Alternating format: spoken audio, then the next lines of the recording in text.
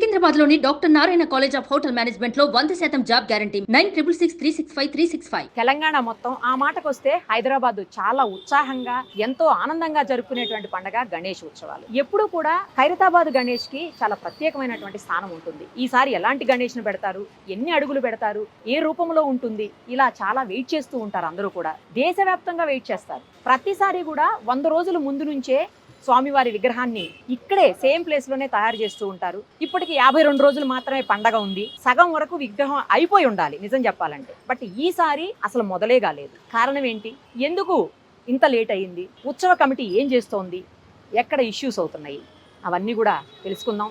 రాజ్కుమార్ గారు ఉన్నారు మనతో పాటు. ఇంతకు ముందంతా కూడా వాళ్ళ నాన్నగారు సుదర్శన్ గారే ఉండి ఈ కార్యక్రమాన్ని చాలా ఉత్సాహంగా ముందుకు తీసుకుపోతూ ఉండేవాళ్ళు. దురదృష్టవశాత్తు ఆయన లేరు ఇప్పుడు. ఆ బాధ్యతని ఆయన కొడుకుగా రాజ్కుమార్ గారు తీసుకున్నారు. కానీ ఎందుకు ఈ సంవత్సరం లేట్ అయింది, ఏం ప్రాబ్లం అయింది, ఆయన మాటల్లోనే విందాం. నమస్తే అండి రాజ్కుమార్ గారు. నమస్తే మేడం. ఏమీ లేదు, ఈసారి గణేష్ కొంచెం కూడా రూపురేఖలు కనిపించట్లేవు, ఆఫ్ అయిపోయి ఉండాలి. అవునవును, యాక్చువల్లీ ఈ టైం వరకు వెల్డింగ్ వర్క్స్ అని కంప్లీట్ అయిపోయి తమిళనాడు కళాకారులు వచ్చి వర్క్ అనేది స్టార్ట్ చేసేవారు. కానీ ఈ సంవత్సరం ఏంటంటే నిర్జల ఏకాదశి ప్రతి సంవత్సరం మనకు 3-2 నెలల ముందు, అంటే 100 రోజుల ముందు వచ్చేది. ఈ సంవత్సరం చూస్తే మనకు జూన్ 17 తారీఖు వచ్చింది. అంటే దాంట్లో ఒక మనకు మీరు చూసినట్టయితే 18 రోజులు లేట్ అయిపోయింది, అంటే 82 రోజులకు వచ్చింది. దాని తర్వాత చూస్తే ఈ సంవత్సరం కొత్తగా మన బస్తీ వాళ్ళ పెద్దలు కొంతమంది శ్రీ గణేష్ ఉత్సవ కమిటీ అని ఒకటి స్టార్ట్ చేశారు అనమాట. ఏంటది? శ్రీ గణేష్ ఉత్సవ కమిటీ. మన గణేష్ ఉత్సవ కమిటీ 69 సంవత్సరాలు ఉంది కదా. అవును. సో మన పెద్దలందరూ, అంటే వాళ్ళు కూడా మెంబర్లే, వాళ్ళు కూడా మేము లేదు మా దానిపైన చేశారు, మీరు 2 సంవత్సరాలు చేశారు అని వాళ్ళు అన్నారనమాట. అయితే మనం ఏం చేసాము, సరే మనం అట్లా కాదు 69 సంవత్సరాలు చేసాం దానిపైన చేస్తామంటే లేదు అన్నారు. దాని విషయంలో దానం నాగేంద్రరావు గారు కూడా పిలిచి మాట్లాడారు. మేము సరే అని చెప్పి మాట్లాడారు. దాని విషయంలో కొద్దిగా లేట్ అయింది. సుమారు 64 రోజుల ముందు టైంకి పని స్టార్ట్ చేశాము. మరి మన షెడ్ వరకు దాదాపు 25 రోజులు సమయం పడుతుండే. ఎక్కువ మందిని పెట్టి షెడ్ కంప్లీట్ చేశాం. ఆదిలాబాద్ సంబంధించిన నర్సయ్య వాళ్ళ టీం కంప్లీట్ చేస్తారు. మరి వెల్డింగ్ వర్క్స్ వచ్చేసేసి నాగబాబు టీం వాళ్ళు తయారు చేస్తారు. దాదాపు 2.5 నెలలు సమయం పట్టేది. మరి ఇప్పుడు దానిలో వాళ్ళని వచ్చే 10 మంది కాకుండా 20 మందిని తీసుకొచ్చాము. 2 టీంలకు ఏర్పాటు చేసి నైట్ అండ్ డే. ఈ రోజుకి మన వినాయకుని స్టార్ట్ చేసి 16 రోజులు అయింది పని స్టార్ట్ చేసి. So night and day work చేసేసి మన హార్డ్లీ 31st మన ఈ మంత్ జూలై 31st వరకు మ్యాక్సిమం వినాయకుని వర్క్స్ కంప్లీట్ కావాలి, వెల్డింగ్ వర్క్స్ కంప్లీట్ కావాలని టార్గెట్ అనమాట. మన ఈ 2 రోజులలో వినాయకుని చేతులు అవన్నీ పెట్టేస్తారు, వెల్డింగ్లో పెట్టి అన్నీ చేసి అన్నీ సెట్ అయింది. జాయింట్ చేయడమే లేట్ ఉందన్నమాట. సో మళ్ళీ అయినా కానీ మనకి ఒక 1 వీక్లో తమిళనాడు సంబంధించిన కళాకారులు పిలిపించి సైడ్లో ఉన్న విగ్రహాలు అనేది స్టార్ట్ చేస్తున్నాం అనమాట. వాళ్ళు ఒరిస్సా, బాంబే నుంచి, కలకత్తా నుంచి 4 స్టేట్ నుంచి ఇంతకుముందు వచ్చే కళాకారులు కాకుండా ఇంకా ఎక్కువ మందిని తెప్పించి, ఎందుకంటే సమయం తక్కువ ఉంది కాబట్టి ఎంత ఎక్కువ మంది వచ్చినా కూడా ఇంత తక్కువ టైంలో సాధ్యమా అనేది ఒక క్వశ్చన్ రైజ్ అవుతా ఉంది. మనకి ఇంతకుముందు ఉదయం 6 గంటల నుంచి క్వాలిటీ కాబట్టి మనం ఉదయం 6 గంటల నుంచి నైట్ 9 గంటల వర్క్ చేస్తుండే. సో ఇప్పుడు మనం ఏం చేస్తున్నాం అంటే ఉదయం 6 నుంచి 9 గంటల వరకు వర్క్ ఏదైతే ఆపకుండా నైట్ మళ్ళా వాళ్ళు సాయంత్రం 6 గంటలకు ఇంకో టీం ఎక్కి నెక్స్ట్ డే మార్నింగ్ వరకు వాళ్ళు వర్క్ చేస్తూ ఉన్నారు. సో అట్లా రౌండ్ ది క్లాక్ మనం వర్క్ చేయిస్తూ ఉన్నాం అనమాట. మన వెల్డింగ్ వర్క్స్ మేము టార్గెట్ 31st వరకు పెట్టాం. అంటే ఆ 31st అంటే 14 days to 28 days మనము ఇన్ టైంలో కూడా కంప్లీట్ చేయాలని టార్గెట్ అనమాట. సో ఖచ్చితంగా అండి ఒక 1 వీక్ ముందు రెడీ చేస్తాం వినాయకుడిని. చూడండి, అది కూడా చూడండి. ఎందుకంటే రాత్రి పగలు మేము మానిటరింగ్ చేసుకుంటూ వాళ్ళ పనులందరికీ వాళ్ళకి కావాల్సిన సామాన్లు కూడా ఇమీడియట్లీ ఇంతకుముందు అంటే మనం లేట్ చేస్తుంటే ఒకే టైంలో రెడీ చేసి చేస్తాం.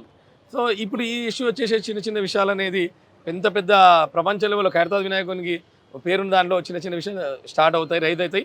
ఆ వినాయకుడే దానికి అన్నిటికీ సమాధానం చెప్తాడు, టైమే సమాధానం చెప్తారు. మీకు తెలియని విషయం కాదు. ఖచ్చితంగా అంటే దేశవ్యాప్తంగా భక్తులు, గణేష్ భక్తులు ఎవరైతే ఉంటారో వాళ్ళు కావచ్చు, హిందూ సమాజం కావచ్చు, ఖైరతాబాద్ గణేష్ వైపు ఇలా చూస్తూ ఉంటుంది ఎప్పుడు కూడా.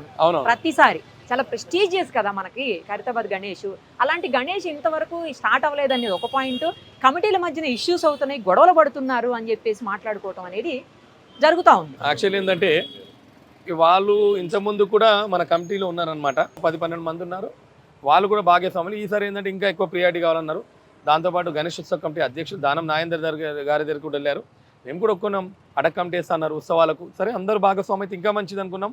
దానివల్ల అదే సమస్య మళ్ళీ ఈ రోజు కూడా అదే విధంగా మాట్లాడరు. మేము కూడా ఒప్పుకున్నాం. ఇది వాళ్ళకు కూడా ఎక్స్ప్లెయిన్ చేసాం.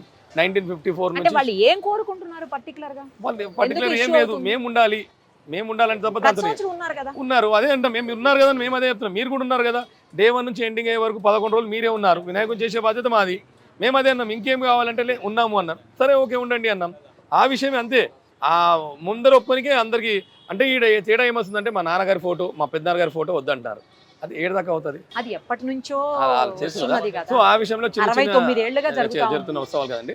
సో ఆ విషయంలో జరుగుతుంది కాబట్టి మేము కూడా అన్నాం అనమాట. సరే అన్నాము, ఒప్పుకున్నాం, వాళ్ళు కూడా ఉండని అని నేను చెప్పేసి. విన్నది ఏంటంటే వస్తున్నటువంటి పైసలు ఏవైతే ఉన్నాయో, కానుకలు ఏవైతే ఉన్నాయో అవన్నీ కూడా డిస్ప్లే పెట్టాలి, బయటికి చెప్పాలి అని చెప్పేసి కూడా ఏదో ఇష్యూ అవుతుందని విన్నాను నేను. దానికోసం కూడా ఏంటంటే మీరు వారు చెప్పిన విధంగా మేము ఏమంటే, సరే మా నాన్నగారు ఇప్పుడు చేసేసి ఓ 50 ఇల్లులు కొన్నారా, అది కూడా ఒకటి తెలుసుకోవాలి కదా. వాళ్ళు ఇప్పుడు మా నాన్నగారు గవర్నమెంట్ ఎంప్లాయీ ఉండే ఉన్న రోజు వీళ్ళకి తెలియని విషయం కాదండి.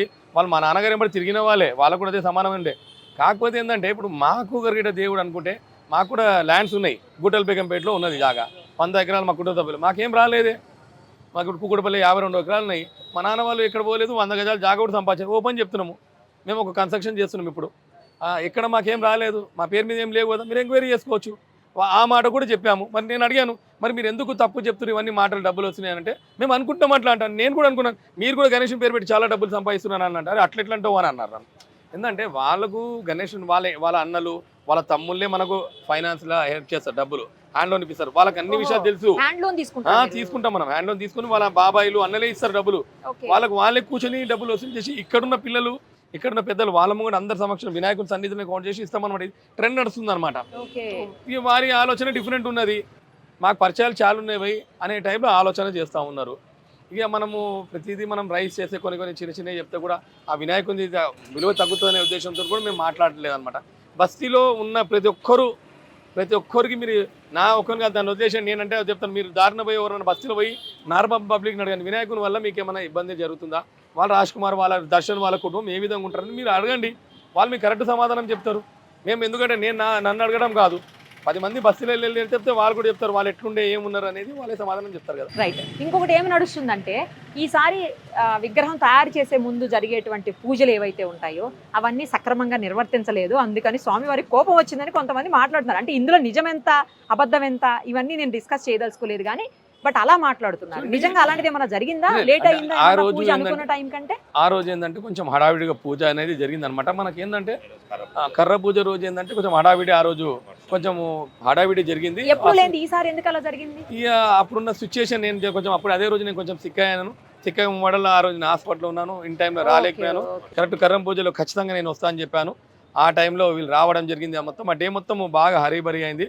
కాబట్టి ఎందుకంటే వినాయకుడు వెనుక కూడా దీంతో పాటు ఒక 50 మంది వర్క్ చేస్తారు, ఫ్రెండ్స్ కావచ్చు, అంటే సేవాభావంతో పనిచేస్తారు. వాళ్ళందరూ కూడా నా వెంబడే ఉండిపోయినారు ఏం జరిగింది అనేది. దానివల్ల ఆ రోజు కర్ర పూజ చేయాలని వేరే వాళ్ళు చేయొద్దని మేము ఉన్నాం. ఇన్ని సంవత్సరాలు మేము చేస్తున్నాం, కర్ర పూజ చేస్తామని మా అక్కయ్య గారు. దానివల్ల లేట్ అయిందనమాట. మీరు అనొచ్చు ఇప్పుడు ఏంటంటే వినాయకుడు ఏదో పూజ అయినా ఆల్గి ఇవ్వండి అని. కానీ ప్రతి మనిషి స్ట్రాంగ్ కావాలంటే, ఇంత పెద్ద ఆర్గనైజేషన్ స్ట్రాంగ్ కావాలంటే ఎన్ని కష్టాలు నేను అనుభవిస్తే అంత ఎక్కువ లాంగ్ టైం సేవ చేయవచ్చు భగవంతుడు. ఎందుకంటే మనిషి ఏదన్నా కానీ ఎక్కువ సమస్యలు అదిగిన వ్యక్తే అయితే. కాబట్టి భగవంతుడు నన్ను స్ట్రాంగ్ చేయాలనుకుంటాడు కాబట్టి ఇంత ఇబ్బందులు పెడుతుండొచ్చు. కానీ ఇన్ని సంవత్సరాల చరిత్రలో నాకు మీడియా మిత్రులు కావచ్చు, అందరూ 15-20 సంవత్సరాలు చూస్తున్నారు. పూజా విధానం కావచ్చు, ఏ విధంగా కానీ ఎక్కడ మేము తక్కువ చేయట్లేదు. అందరూ తెలుసు ఏ వినాయకుని పూజ విషయంలో, ప్రతిరోజు పూజ విషయంలో, అరేంజ్మెంట్ విషయంలో ఎక్కడ చిన్న ఇబ్బంది ఎవరు జరగలేదని నేను అనుకుంటాను. ఇప్పుడు లక్షలాది మంది వచ్చినప్పుడు చిన్న ప్రాబ్లమ్స్ ఫేస్ చేయాలి. దాంతోపాటు పోలీస్ డిపార్ట్మెంట్ వాళ్ళు అందరూ కూడా సపోర్టివ్ ఉంటారు, అందరూ అలర్ట్ ఉంటారు. దాంతోపాటు మనం ప్రైవేట్ సెక్యూరిటీ పెడతా ఉన్నాం. దాంతోపాటు మీరు పిల్లలు ఇక్కడ ఉన్న వాళ్ళందరూ సేవ చేస్తూనే ఉన్నారు. చూడండి ఇక్కడ ఏంటంటే ఒక పవర్ రన్ చేస్తుంది. రాజ్ కుమార్, సుదర్శన్ వాళ్ళ ఫ్యామిలీ కాదండి, ఒక పవర్ రన్ చేస్తుంది. దాంతోపాటు బస్తీ వాసులు అందరూ ఇప్పుడు ఎవరైతే వాళ్ళు ఉన్నారో వాళ్ళు చాలా మంది, మీరు నమ్మరండి, చాలా మంది పెద్ద ఏజ్ వాళ్ళు కూడా వచ్చేసి వాళ్ళు ఆడి పెద్ద దగ్గరతో కూర్చొని అన్ని ఆర్గనైజ్ చేస్తున్నారు. కాబట్టి ఇది సక్సెస్ రాజ్ కుమార్ వాళ్ళది కాదు, పెద్ద వినేషన్ ఆశీర్వాదం అందరి సక్సెస్ ఇది. కాబట్టి ఇంత ఉత్సవాలు ఎటువంటి ఇబ్బంది, టీం వర్క్. కాబట్టి 69 సంవత్సరాల నుంచి నిరాటంకంగా నడిచాయి అనమాట. ఈ సంవత్సరం ఏంటంటే వాళ్ళు వచ్చారు, లాస్ట్ టైం కూడా చిన్న సమస్య అయింది, ఈ సంవత్సరం లాస్ట్ టైం కూడా అయింది, దాన్ని ఓవర్కమ్ చేశాము. అప్పుడు కూడా నాగేంద్రన్న మాట్లాడారు, కృష్ణ యాదవ్ గారు మాట్లాడారు. అందరు ఇప్పుడు ఏంటంటే బస్తీ మొత్తం నాయనకు ఉన్నారు. బస్తీ ఖైరతా తింటారు. నేను ఒకటే మాట అన్నా, నేను తప్పంటే బస్తీలో సుదర్శన్ వాళ్ళ ఫ్యామిలీ ఏందని అడగండి, ఎంక్వైరీ చేస్తే తెలుస్తుంది. రైట్. ఈసారి ఎన్ని అడుగుల విగ్రహం పెట్టబోతున్నారు, ఏ రూపంలో పెట్టబోతున్నారు? 1954లో స్టార్ట్ చేసిన వినాయకుడు ఈ సంవత్సరానికి 70 సంవత్సరాలు కంప్లీట్ అయ్యాయండి. అదే ఆ 70 సంవత్సరాలు ఘనంగా జరుపుకోవాలనే నా ఆలోచన. కాబట్టి 70 సంవత్సరాలు 70 అడుగులు అనే కాన్సెప్ట్ వెళ్ళాము. లాస్ట్ మనం 63 అడుగులు చేసాం, 63-64 అడుగులు ఉండే, ఇంకో 5 అడుగులు మేము పెంచాం అంతే. సో అది ఇప్పుడు షెడ్డే మీరు చూసినట్టయితే చాలా భారీ షెడ్ కనబడుతుంది. సో దాంట్లో వినాయకుడు షెడ్ లోపల కొంచెం గ్యాప్ ఉండాలనే ఉద్దేశం కొంచెం హైట్ వేశారు. సో సప్తముఖ శక్తి వినాయకుని మనం చేసామన్నమాట. సప్తముఖ శక్తి శక్తి వినాయకుడు. వినాయకుడు అన్నమాట. దీంతో పాటు ఏంటంటే మనం అయోధ్య వెళ్ళలేము కాబట్టి ఆ బాలరాముని కూడా రిక్వెస్ట్ చేసాము ఖైరతాబాద్ రమ్మని. బాలరాముడు కూడా మాకు ఒక ఇచ్చి నేను వస్తున్నాను చెప్పాడు. అందరు ఎందుకంటే అయోధ్య వెళ్ళి చూడలేరు కాబట్టి ఆయన కూడా రామయ్య రండి అంటే నేను వస్తున్నా అని చెప్పాడు. ఆయన కూడా వచ్చే అవకాశం ఉంది. సుందరంగా ఆయన కూడా చేస్తాము. ఇంకా ఎక్స్పర్ట్ ఆర్టిస్ట్ పిలిచి వినాయకుని రెడీ చేసే విధంగా మేము ఏర్పాటు చేస్తాం. సో ఈసారి అయితే బాలరాముడితో అలరించబోతున్నాడు మన ఖైరతాబాద్ గణేశుడు. సూపర్ అసలు ఇద్దరు ఆయనతో కలిసి 70 అడుగులు. ఏదేమైనా ఎండ్ ఆఫ్ ది డే ఒక పవర్ అనేది రన్ చేస్తుందండి. లక్షలాది మంది కోట్లాది మంది ఖైరతాబాద్ వినాయకుని భక్తులు ఉన్నారు. నేను ప్రతి ఒక్కరికి నేను చెప్తున్నాను ఏంటంటే మేము అనుకుంటాం ధర్మో రక్షతి రక్షిత అంటారు. ఆ ధర్మాన్ని మేము ఆచరించి చేస్తూ ఉన్నాము. ఇన్ని సంవత్సరాలు చేస్తూ ఉన్నాము, ఇక ముందు కూడా చేస్తాము. మేమేమైనా తప్పులు చేస్తే మనం కరెక్షన్ చేయండి, పెద్దలు కాబట్టి కరెక్షన్ చేయండి. రాజ్ కుమార్ ఇవి చేస్తారు, మీరు ఇవి చేయకండి అని చెప్పండి. దాంతో ఎందుకంటే ఇంత పెద్ద వ్యవస్థ రన్ చేసినప్పుడు కొన్ని వాళ్ళు అడుగుతారు బాధ్యతలు మాకు అప్పచెప్పండి కొన్ని అంటారు. మేమేంటంటే క్వాలిటీ ఆఫ్ అది వర్క్స్ అనేది చేయాలని మా ఆలోచన. ఇప్పుడు మీరే అన్నారు ఎటువంటి క్వాలిటీ తగ్గకుండానే వర్క్ చేశారు. ఆ క్వాలిటీ ఆఫ్ వర్క్ తగ్గకుండా ఆ భగవంతుని ఆదేశానుసారము అన్ని రకాలుగా మంచిగా భక్తులు మెచ్చే విధంగా. ఇంకోటి ఏంటంటే వినాయకుడు తయారు చేసే ముందు పండితుడు విఠల శర్మ గారని శిల్పి రాజేందర్ గారు క్లోజ్. సో ఆయన ఏం చేస్తారంటే ఈ విగ్రహాలు పెట్టండి, ఈ విగ్రహాలు పూజ చేయడం వల్ల ప్రజలకు మంచి జరుగుతుంది అని చెప్తారన్నమాట. ఆ విధంగా మనం ఏం చేస్తాము దాని సెట్ అయిన విధంగా ప్రజలకు మంచి జరిగే విధంగా ఆ విగ్రహాలు పెట్టి వినాయకునితో పాటు ఆ విగ్రహాలు పెట్టడం జరిగి పూజ చేయడం జరుగుతుంది అన్నమాట. ఈ పూజించడం వల్ల ప్రజలందరికీ మంచి జరుగుతుంది. ప్లస్ 9 రోజులు మేము హోమాది కార్యక్రమాలు చేస్తాము. మొన్న కూడా అందరు మంచి ఉండాలని సుదర్శన యాగం చేశాము.